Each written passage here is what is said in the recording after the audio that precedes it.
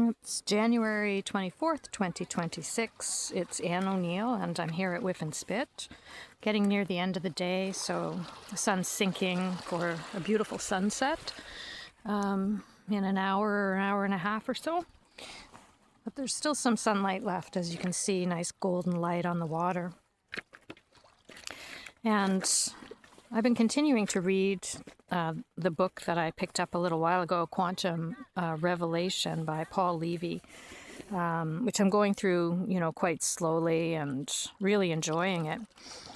And one of the things that I've been contemplating lately is the difference between twofold logic, or this kind of either-or thinking, yes, no, black and white thinking, that, we've become quite accustomed to, and sometimes, that strong push towards resolution and certainty, and it has to be settled one way or the other, that type of thinking, and that's more consistent with classical physics, the pre-quantum kind of physics.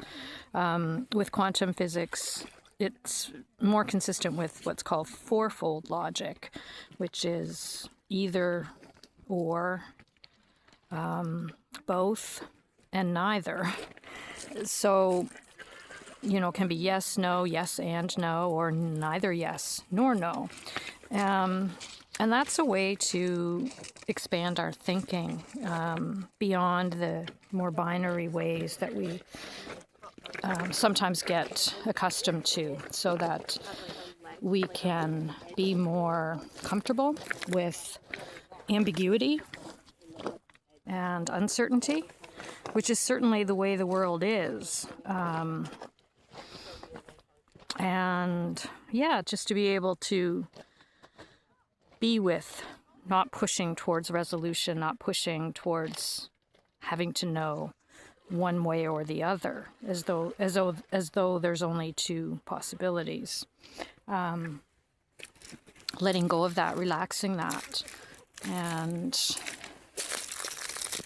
that can and does affect our own reality, our own experience, and also because we are affected, our reality is affected too, because we're in connection with our reality. We're not separate from it. The whole subject-object dichotomy that we've gotten into is a mistaken view. And quantum physics is proving that, and certainly Buddhism has had teachings that point us towards that understanding long before quantum physics ever even began to be discussed. Just moving more towards, we are in a holistic kind of connective relationship with everything, and we are part of everything. There is no independently existing world out there with us sort of in here being separate from that.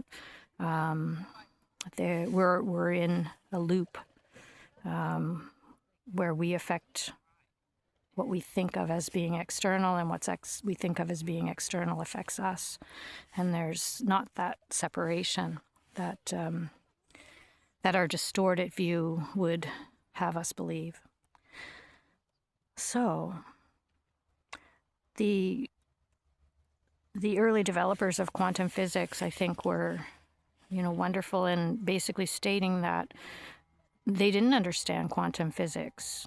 That's the honest truth.